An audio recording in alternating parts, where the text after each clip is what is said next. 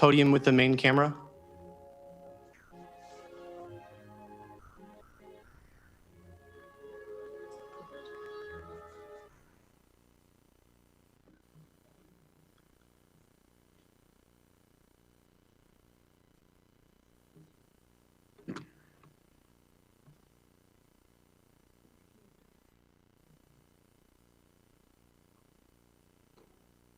Jason. Yeah.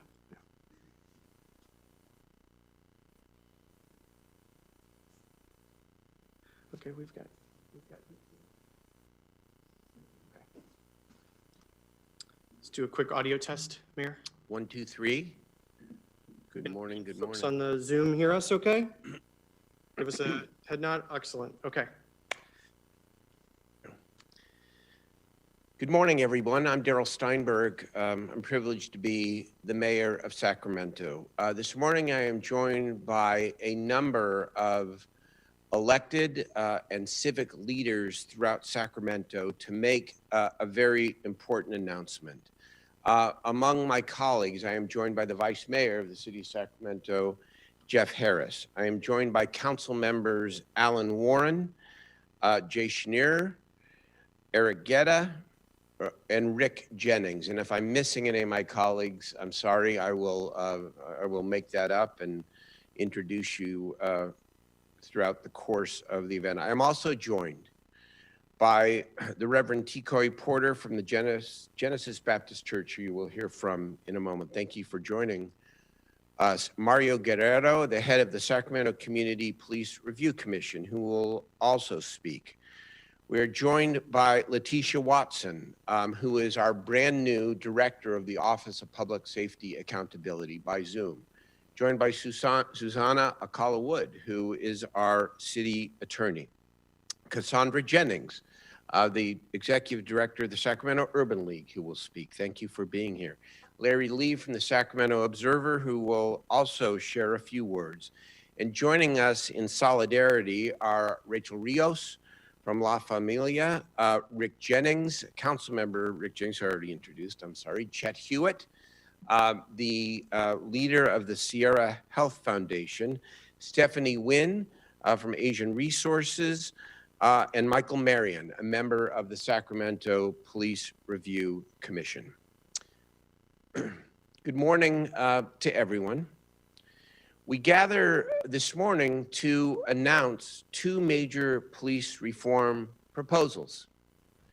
In addition to these two lead proposals, I will also put forward today a declaration committing to dedicating the remainder of my election terms over the next 4.5 years to do all I can to end systemic racism in Sacramento. I know our entire city government will commit to the same. In the days ahead, we will announce a formal mechanism to engage our city and our community in a long-term look inside in all parts of our city and community life, including law enforcement, to change the laws, the policies, the behaviors, the budgets, and the actions to reflect that commitment. Our community is crying out for zero tolerance of police brutality and any forms of racism. And it is a call being repeated throughout our entire country. Our community and our country is right. George Floyd's death was not only a vicious murder, it also tore open the fear and the trauma that African Americans experience far too often in their daily lives. We will also, in the days ahead, ensure our compliance with the 8 Can't Wait and meet with our police commission to consider their important and detailed recommendations. We will look at the Department of Justice review of our police department and see what changes we still need to make. We will push for the passage of legislation banning neck holds statewide and setting up a special unit in the Attorney General's office to review deadly force incidents for potential criminal prosecution. Today, we only begin. We are living through history in real time. We are experiencing an essential sea change in American culture. We must be leading that change, not standing aside or watching from behind. The two proposals I bring forward today are not intended as the end or even the middle of a long overdue course correction on true accountability for police misconduct and redefining the roles and the responsibilities of our modern day police department. The first proposal is to change the long-standing practice that the police department exclusively investigates their own when an officer shoots someone, an individual dies while in custody, or an officer is accused of excessive force, which results in serious bodily injury. Let us be honest with ourselves and with each other. No matter our progress and the positive changes we have made under the leadership of Police Chief Daniel Hahn, together we have a collective credibility problem. We have no system of required independent investigations in the most serious cases of alleged peace officer misconduct. Nothing else we do around police reform will have nearly the positive impact we hope until we fix this. I propose the establishment of an inspector general reporting directly to the mayor and the city council through its Office of Public Safety Accountability. The inspector general will have broad powers and a responsibility to fully and publicly investigate any officer-involved shooting, death while in custody, and police use of force that results in serious bodily injury. The inspector general will be charged with interviewing witnesses, issue subpoenas for relevant evidence, and most important, publicly announce their findings, conclusions, and recommended discipline if warranted.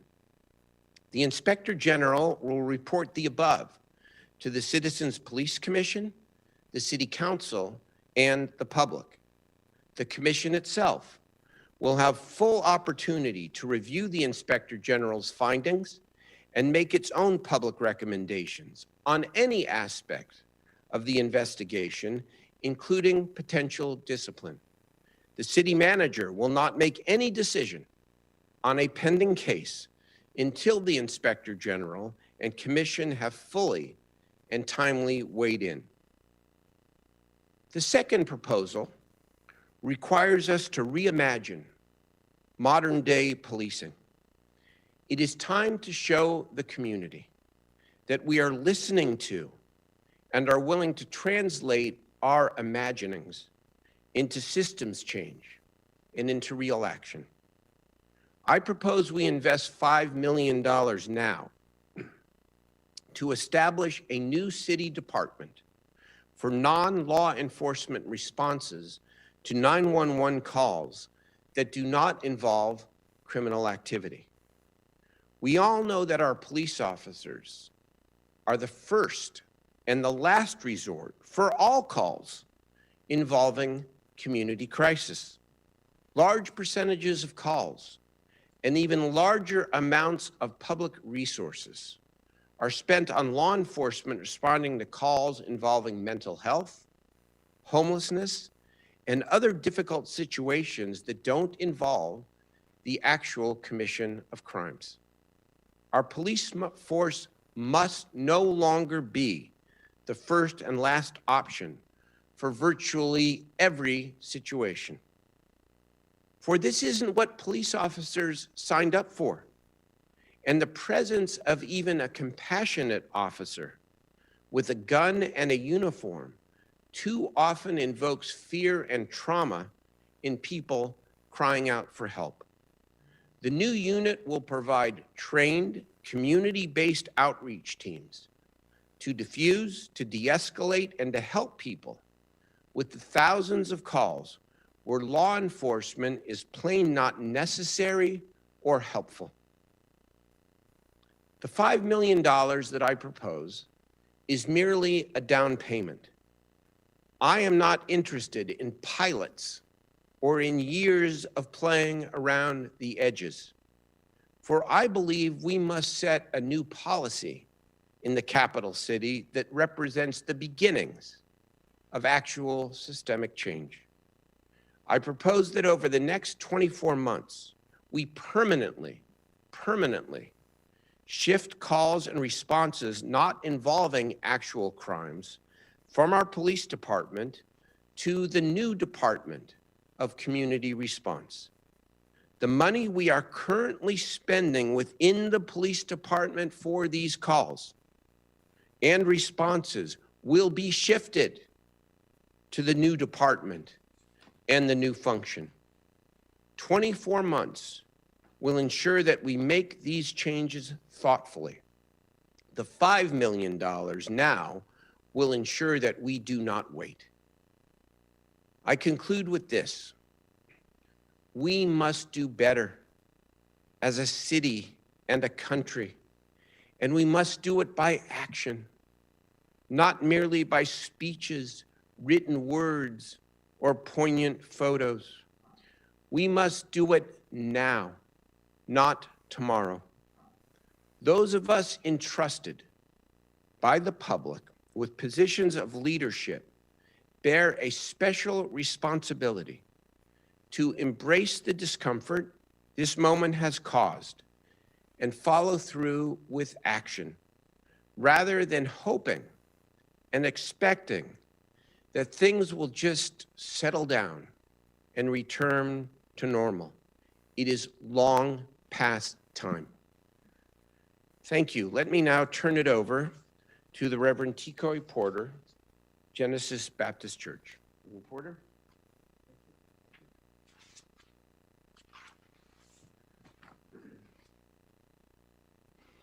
Thank you, Mayor. Good morning.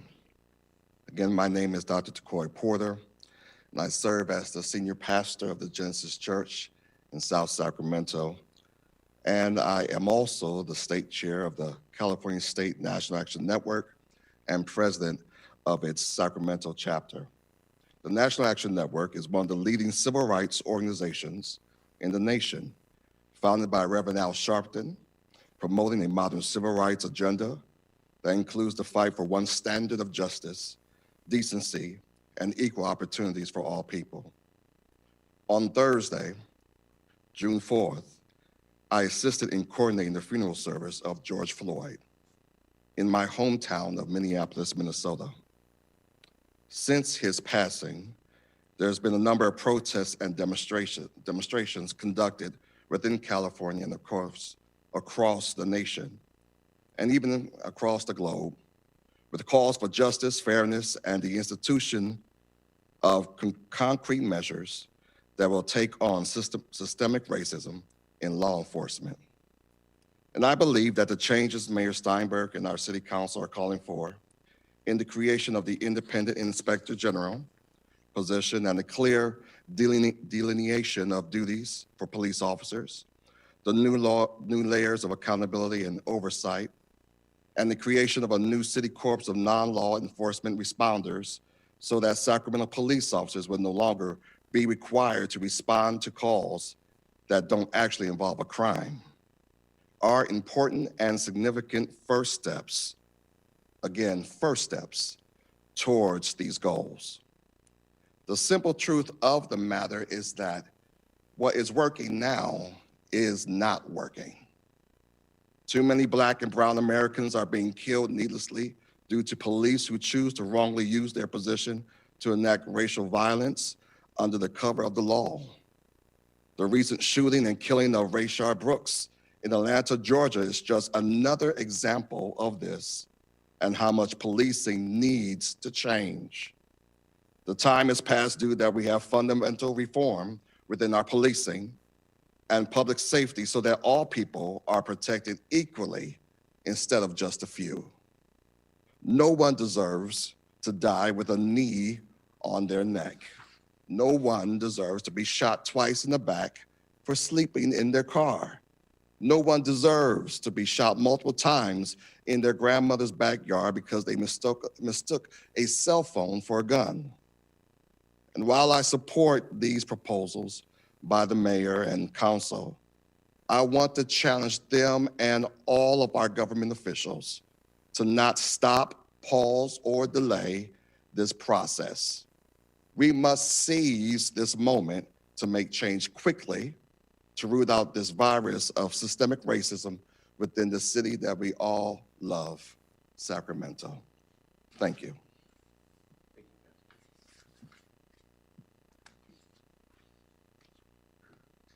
Thank you very much, Dr. Porter. Let me turn it over now to Mario Guerrero, who is the head of the Sacramento Police Review Commission. Please.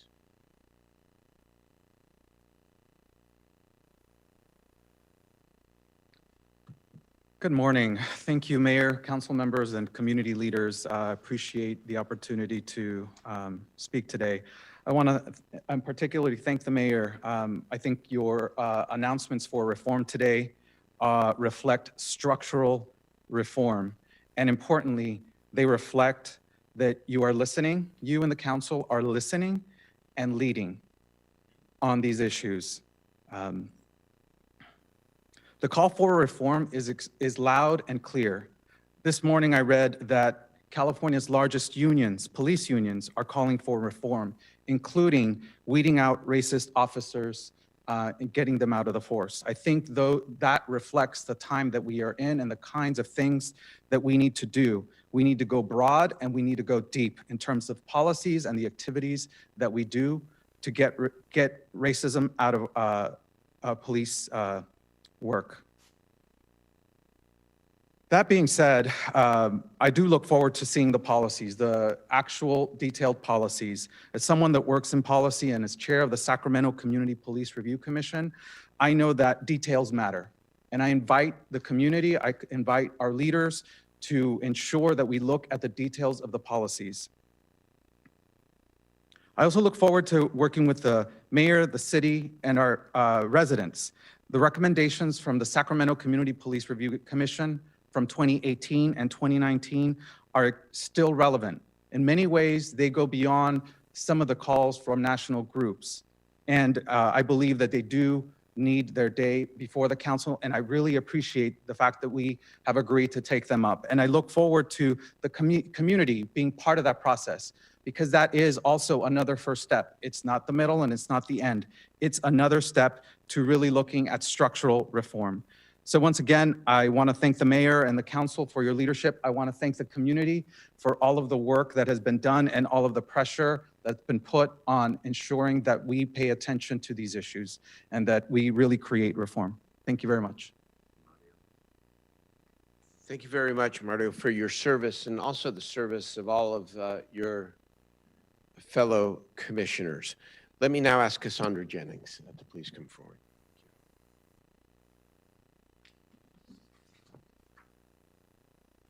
Thank you. Thank you, Mayor Steinberg, and thank you to all of the leaders in the community and the council members. I must say that again, this weekend, the unsettling and sort of social unrest consumed my mind, my thoughts, and my heart as I asked the question, how does an unarmed African-American young man in Atlanta go from sleeping in his car to cooperating, to scuffle, to death? It just doesn't make sense. My heart goes out to the family of Rayshawn Brooks, to his wife that lost a husband, to those children that will never be able to experience their father again. And unless we forget, we still cry out for the loss of our own Stephon Clark and the more recent deaths of Breonna Taylor, George Floyd, and Ahmaud Arbery, and all the others. The protest, the cry is loud. The voices are being heard.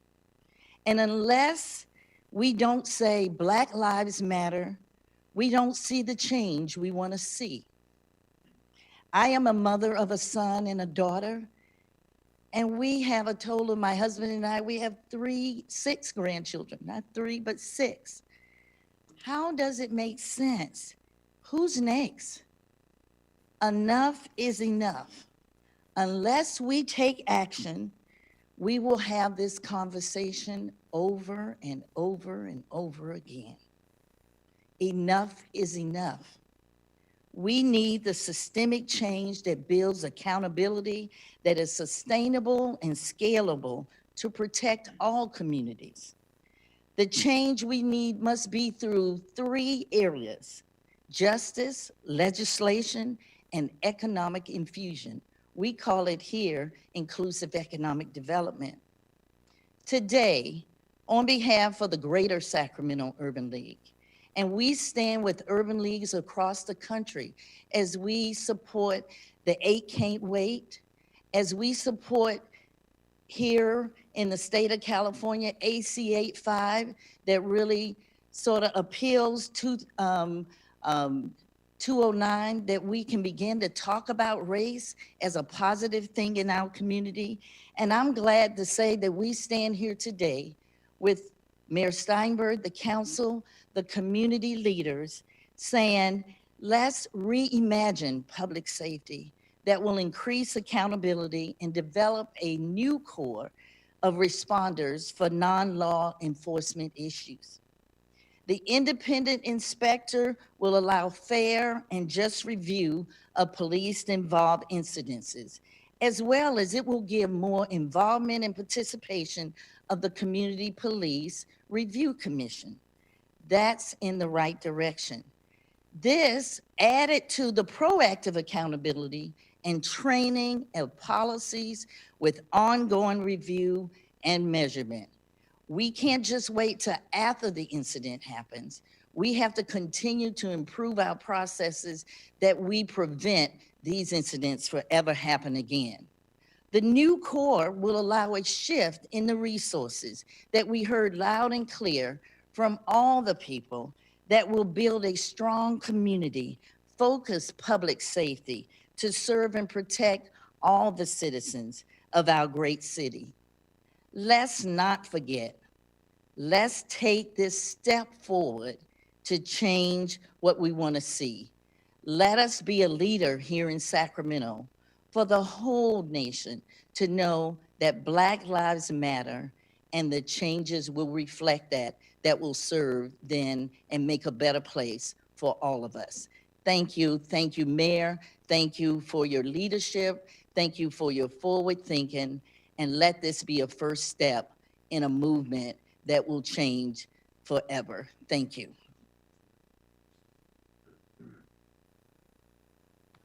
Thank you very, very much, Cassandra, for those eloquent words. Before I ask Larry Lee, the publisher, of course, of the Sacramento Observer, to share a few words, I did note that Reverend Kevin Ross is here joining us by Zoom, and I wanted to welcome him as well. Larry, Mr. Lee, you on the call? Yes, I am. Mr. Mayor, can you hear me okay? Yes, yes, Okay. Thank you. Welcome. All right. Thank you very much. This is Larry Lee, president and publisher of the Sacramento Observer newspaper. The Observer is, of course, the city's African-American newspaper, which has been publishing and documenting the chronicles of African-Americans here in Sacramento since 1962. I'd like to take a moment to applaud the mayor and the council for his and their leadership in this moment today. Our Black community is hurting and is in need of elected leaders that are willing to have a conversation about reimagining a better community in which we live. Our Black community needs peace. We need to feel safe. Right now, we do not feel safe. Many of us have been traumatized and are afraid to call authorities to come to our aid out of fear of getting a military response that could go fatally wrong. It's important to note that this is just a first step in addressing the racist and systemic failures of our institutions when it comes to the Black community. And let's be clear, as tax-paying citizens, our systems have failed us. The justice system has failed us, the education system has failed us, banking system has failed us, healthcare system has failed us, and on and on. So I'm thankful to the mayor and the council and that they're open to saying what was done yesterday with public safety is not what we are going to do tomorrow. We welcome the opportunity to imagine and design real peace and safety in our region through these policy, systems, and structural changes. Thank you. Thank you very much, Larry. I also note on the Zoom, and I'm sorry if I'm missing anyone, but I saw Pastor Lynn Heron on the Zoom as well, so welcome to you. Let me now ask any of my city council colleagues if they want to share a few words. Obviously, they're going to have to deliberate on these policies, and so, but I think it's appropriate to give you an opportunity, as city leadership, to express a few words. Let me start with Vice Mayor Jeff Harris. Thank you, Mayor. I'd like to thank my colleagues on the council and also these great community leaders who have very vibrant words to say. You know, racism is real in America. It hasn't changed much since I was a little kid, but one thing has changed. We see it a lot more. We see it because of body cams, because of phone cameras. We can't turn a blind eye anymore to a problem that has plagued America since its inception. I think this is a good thing. It's time for us to reflect upon reality. I've thought a couple of times since the death of George Floyd, what if we hadn't seen that? What if that man had fallen, been the victim of a homicide, and nobody noticed? Well, that's happened a lot in America, and it's truly time for that to change. I think that the reforms that the mayor is bringing forward are good ones. People have cried out for a long time for an independent inspection of police shootings that turn fatal. This is not a bad thing. I think the city can afford it, and I think that we should move forward with that. Also, by freeing up the police department by not going to calls that do not involve an infraction of the law, they can turn their attention where they're most needed, which is solving crimes. So I think we're on the right track here. These are good reforms. I believe that the council will probably deliberate and adopt them. Another thing I'd like to say is this Inspector General position, an independent investigative body embodied or ensconced in the Office of Public Safety Accountability, is a good step forward. We have a new director, Letitia Watson, and I have great faith that she will make changes and reach out to the community in a very effective way so that this discussion does not fizzle out, does not get buried, but becomes very effective and robust so that we can build more trust in the community and I think ultimately create a more just Sacramento. Of course, the real reasons for what we experience in Sacramento is based on a disparity of equality in terms of opportunity for all communities, communities of color. We as a council have the charge to create the opportunity for all people in this city to be able to live a good and safe life. And so that's the real work. I think that that is the underpinning of what we really need to do as a council to continue to strive and move forward to create opportunity for all of our citizens. Thank you very much. Thank you very much, Vice Mayor. Would any of my colleagues, city council colleagues, want to add anything here? If so, you don't have to forever hold your peace because you're going to have a full opportunity to weigh in. Any members of the community that are community leadership that are on the Mr. line? Mayor, this is Alan. Yes, Can Alan. you hear me? Yeah. Yes, sir. And I'll be brief. I just, I think given the circumstances and everything that's happening, and the fact that you're stepping forward with initiatives, I think should be applauded. I want to also thank the Vice Mayor. I think, as we continue to try to do the city's business on the council, it's very important that our perspectives are viewed in similar lenses, even though we come from different backgrounds. And what I've heard so far is that there's a real recognition of the disparities that exist in this city as it relates to the treatment of African Americans in employment opportunities, economic, the way they're being policed, the way we're being educated. And so, with that being said, it would seem to me that the climate, the time is right for constructive and lasting change. And so I want to be a part of that discussion. I want to be a part of the ultimate results that make Sacramento more inclusive and a better place for everybody. And I'm looking forward to working with my colleagues to help do that. So thank you very much. Thank you. Anybody else before we open it up to questions from either community and/or council? Hello, Mayor. This is Rachel Rios, Director of La Familia Counseling Center. And thank you again. I just wanted to also thank you for taking this first step. It is a step in the right direction. The truth is that we know that we need to be more transparent about use of force within our law enforcement communities. And creating this office will in fact safeguard law enforcement's integrity by providing that oversight and that transparency and providing recommendations on how we can continue to improve. We know we need these changes. We know that we need to build trust in our community, and this is the right step.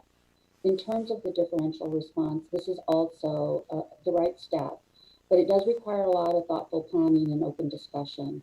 It cannot just be a shift in resources. We know that we need to identify how we continue to protect our most vulnerable communities, which too often are people of color. And so I look forward to working with you in terms of ensuring that we have thoughtful and intentional planning in terms of how we shift the resources to our community. I think this is a great step, and I hope that the council will consider strongly and take appropriate action. Thank you again for your leadership.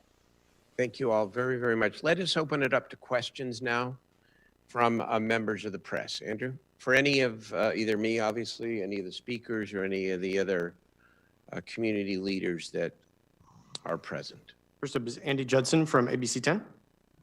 Hi, thank you for taking my question. Can you all hear me? Yes, Okay. Welcome. Great, thanks. Yeah, so Chief Hahn previously told ABC 10 in an interview that they have a police officer physically respond to about 480 calls a day, and the call center receives about 1,800 calls a day. He told us that if they were to disband or defund the police department, who would respond to that? So I'm just wondering if reallocating the $5 million and creating a new department will cover that amount of need for response in our community. Well, first of all, the $5 million will allow us to get started assertively and not wait over the course of many months or 2 years to show actual progress. I believe it will take several weeks, if not 60 days, to actually get a complete assessment reviewed by the council and the community about what percentage and what is the dollar value of that percentage of calls that come into the 911 that police respond to that don't have anything to do with underlying serious crime. And once we know that number and we can all get our arms around it, we then can begin that process of shifting the resources and shifting the duties to this new department. I know through the years we have seen various studies. I know in the downtown area, for example, it is estimated, and it's an estimate, that police officers spend about 30% of the calls relate to responding to issues of homelessness. So that gives you one idea, but we want to do a broader look, again, over the next weeks and at most 60 days, so that we get the actual number of calls. We can debate what some might argue would be tweeners, whether it belongs on the police side or the non-law enforcement side, and have a very clear idea of the number of calls and the dollar value associated, because that dollar value, again, the proposal is to shift over 24 months on top of the $5 million those resources to help ensure a longer-term funding for this new department. Next up, I have Tony from the SAC Observer.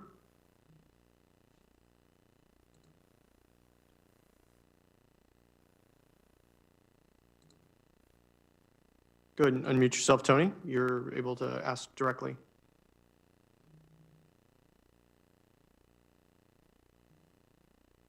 Okay, can you hear me now? Yes. Okay, Mayor, this is a question for you. This sounds like a public health issue. What I mean by that, excessive force, police brutality. Are you saying that some of these actions by the Sacramento Police Department over the years, decades, are a public health issue and should be addressed or investigated by other entities? Can you please explain that? Well, remember, there's two pieces. The investigation piece is a very clear call for an independent review. Again, let me review the three categories. Any officer involved shooting, whether it involves any serious injury or death, obviously including serious injury or death, any death of an individual while in police custody. And the third category is force, police force, which results in serious bodily injury. Those three categories of cases would be in a mandatory way investigated by the Inspector General with the reporting as I described earlier. So that's the investigation piece. On the shifting of resources and responsibilities to a new Office of Community Response. By the way, there are people better than me who can come up with the right name for what it might be called.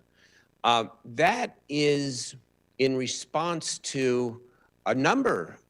This is a response to the moment, and not just the moment, but the years and decades of real life experience for our communities, especially our communities of color, and frankly, the police officers as well.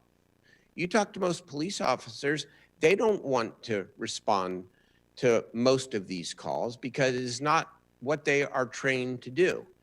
And I think we must acknowledge when it comes to issues of race that the prospect of being confronted, let's take mental health, which is the most obvious situation. The family member that calls 911 because their loved one is in crisis. There's issues that occur on our streets every single day. The prospect of even a well-intended and compassionate officer with a gun, a baton, and a uniform approaching that situation invokes a lot of history, a lot of pain, and a lot of trauma, and can and has in many cases made a difficult situation even worse. We've talked a lot, and in fact, we've piloted. We're great at pilots, by the way. We have police community impact teams. They do a great job. We have paired. Chief Hahn, for example, has led the way in hiring Bridget Dean, a full-time social worker in charge of mental health. We've got teams of social workers and police officers who go out and respond to a lot of these calls. We pilot very, very well. But what we haven't done is step back and ask ourselves, what do we want police officers to do and not do in the year 2020? This is the moment to define and redefine what we want and expect our police officers to do. And what we're saying here is that if you are trained to enforce the law and to address serious crime, that's important to protect the public. All of these other situations that you're not as well trained for and that invoke trauma and fear in too many instances, we should be able to provide a different and a better response, not as an exception, not as a pilot, but as the policy of the city of Sacramento, a policy backed by real funding, shifted funding, that supports a new way of responding to the needs of our community. Next up, I have Teresa Cliff from the Sacramento Bee. Hi, thanks for taking my question. Can you all hear me okay? Yes, Teresa, morning. Okay, thanks, Mayor. The county, Sacramento County, has had an inspector general position for a while, and some say the position is not powerful enough. For example, no deputies were terminated as a result of the Michael McIntyre shooting. I don't believe the county's IG can actually investigate personnel matters. It sounds like what you're proposing, they would, but I'm wondering if you can clarify that as one difference between the two, and also if you can just overall address any concerns that people might have that adding this position won't lead to real accountability. Okay, this is not the county's inspector general program, even as it was intended to work. I believe this is significantly stronger. What has happened in the interim, just very brief digression, is that in 2018, the legislature passed Assembly Bill 1421. Prior to 1421, I probably could not have made this announcement that we're making today, because the laws that preceded 1421 made it legally impossible for a city to be able to publicly investigate and reveal the findings of any alleged officer misconduct under any circumstances. Before the fact, after the fact, that was the state of the law.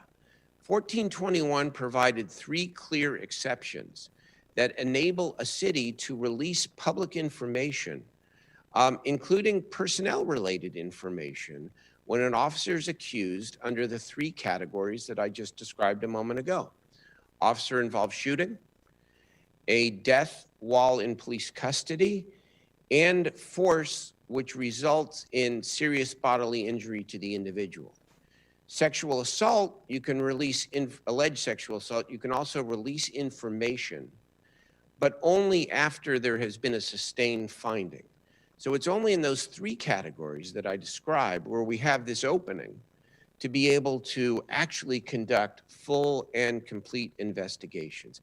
And by the way, to the police officers and who may be looking at this say, well, you know, this is just stacked against us. An inspector general will be impartial. We will hire an inspector general who has a track record of skill, assertiveness, and fairness. And it could be that in a given case, an inspector general concludes one way. It could be in another case, an inspector general concludes in a different way. And so, but what it does is add something we don't have now, which is a public, transparent, and open process that allows the public to get an independent opinion before a decision is actually made by the city and the city manager whether or not to go forward. It's a much bigger step, and 1421 allows it, and we are going to take proper advantage of that change in state law. Next up is Sarah from Cap Radio, followed by Tony at the Sac Observer again. Hi all. I'm hoping everyone can hear me okay. I guess I had 2 questions. One, I was curious how the Inspector General's, how their findings will then result in action from City Council or the Mayor's office. And I was also wondering if you could give an example, a specific example of how you might envision calls shifting when they do come in, like who will be in charge of deciding whether or not it's something that should be handled by the police department versus something that would be handled by a different sector. So sorry, 2 different things. Let me contrast on the investigation side. As I understand it, the current process versus what we are calling for. Under the current process, let's say there is an officer-involved shooting.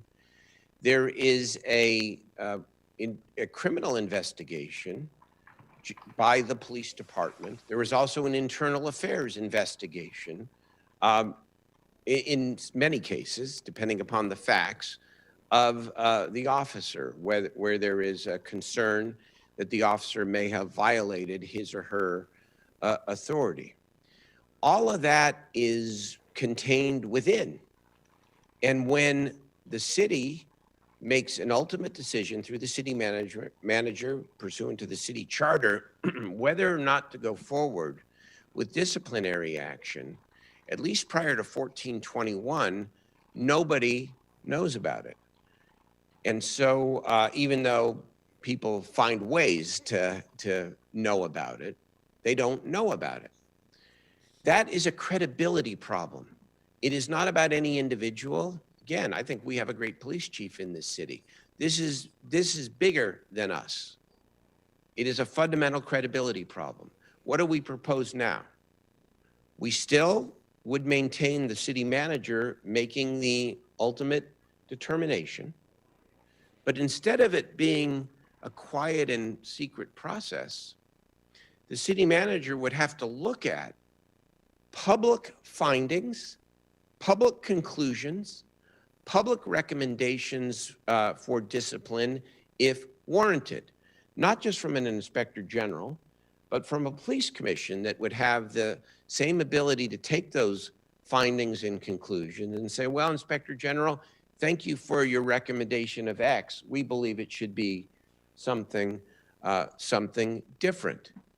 And then the manager has to make that decision in the full light of the public, knowing what has been recommended by an independent inspector general and an independent police commission.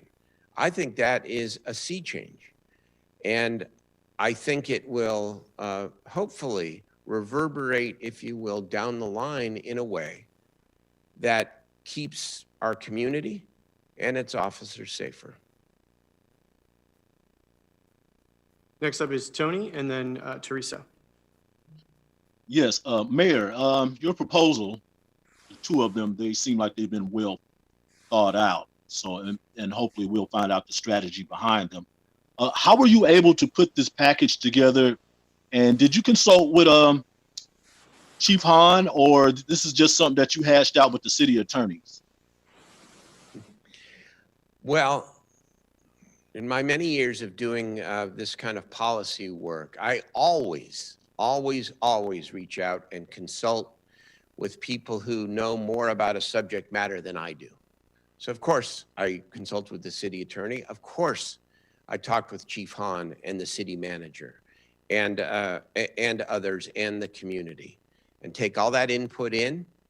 And then I was informed, honestly, especially with the second proposal, by my own background. If you remember, I was the author of California's Proposition 63, the Mental Health Services Act, the tax on millionaires that runs $2.4 billion of mental health resources through the county.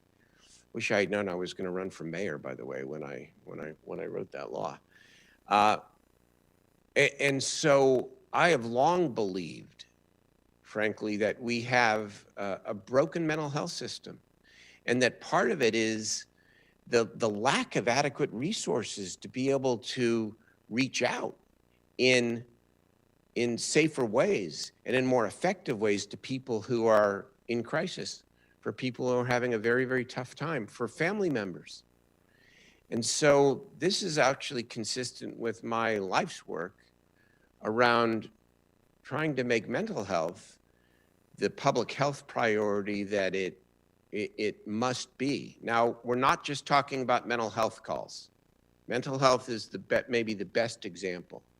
But that's why we want to take these, again, 30 to 60 days to look at the whole wide range of calls that don't involve the actual allegation of a commission of serious crime, and break that down so that we can begin shifting appropriately and thoughtfully the calls that don't require a sworn law enforcement officer to respond.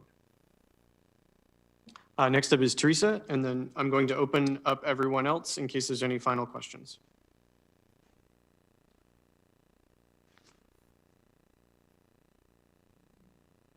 Teresa, you're on mute.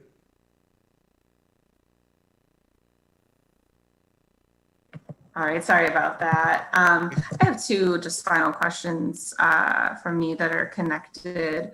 What is your timeline for this, Mayor, specifically the Inspector General proposal? And also, is it possible that any of the injuries caused by officers during the protest that we saw in recent weeks might be included as far as being eligible for investigation from the Inspector General? Well, I'm certainly open to that. And my idea is to get these proposals. We need to talk to Councilmember Chenier and my other colleagues, whether it's quickly through the Law and Legislation Committee or directly to the City Council. I think we want to talk about that, and we will. But the idea is to get this to our decision-making body and bodies very, very quickly. I don't want to, very quickly. This can't wait. And yes, so with that, I think I answered both questions. Okay. Next up is Doug Johnson from Fox 40. Hey, Mayor, I wonder if you could just speak a little bit about why now? You know, did it really take people marching in the street to do this? Why didn't you do some of these reforms earlier? You know, I think it is a fair point. My answer is that the events of the past couple weeks have shaken me to the core. And I believe they have our community and our country. And I am digging and thinking deeper than I ever have been before. I can point to all the good and great things I've done in my public service career. I guess I did one of them here today, but really it doesn't matter. People don't want to hear what you have done. They want to hear what you are going to do.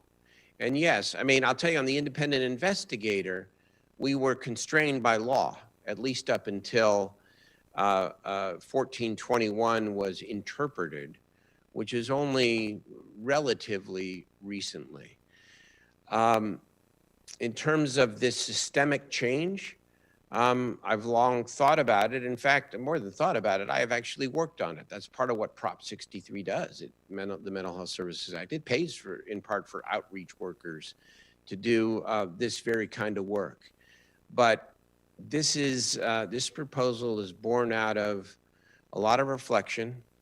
It is born out of not wanting to put forward another series of pilots, again, throughout our community where we try and come back in 6 months or a year and evaluate, and then money's dried up and people, you know, there's a focus on something else. The systems change must begin now, and it will.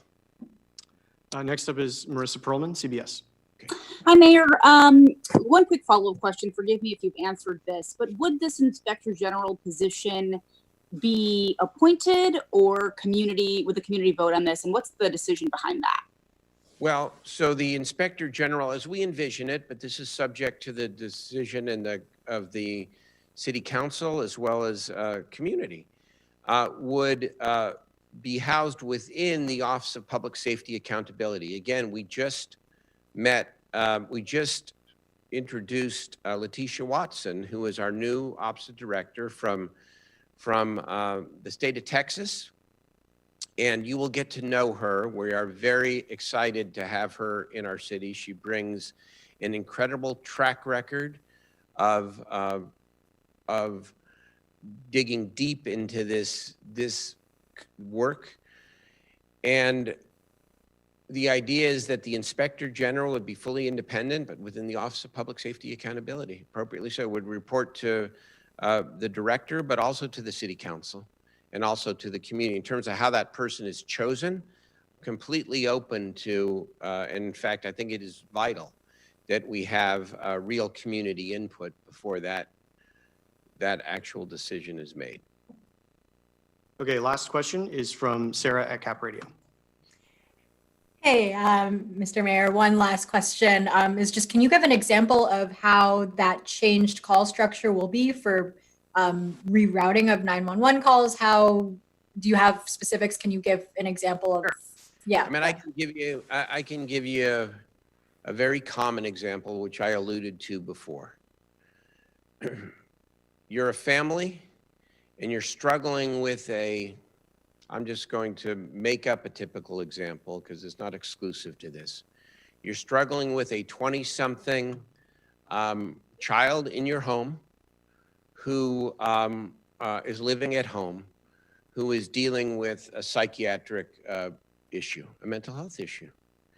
And so it's getting hard, and you don't know what to do, and you know that they need help, including the potential of 5150 or going to the hospital. And so now you call 911, and the only recourse is for officers to come and to intervene. And, you know, I will say the officers I have seen in those situations have always responded in a compassionate way when I have seen this. But it is the wrong way to do it. It is the wrong way to do it. They're not trained as mental health clinicians. And we want them out there dealing with whatever, the gang issues, the serious public safety issues that are going on out in our community. And so in this example, instead you would have a non-law enforcement outreach team out to that house when the family calls in crisis, and you would have them help the family and the individual navigate the right kind of help, the effective kind of help for that individual and the family. And they'll be successful more times than not. That's an example. I want to thank you all. Much more. We will be, again, addressing these proposals and other proposals in public session very, very soon. I really appreciate everyone's attention today, the speakers, and everyone who appeared on the call. Thank you all very much. Appreciate it.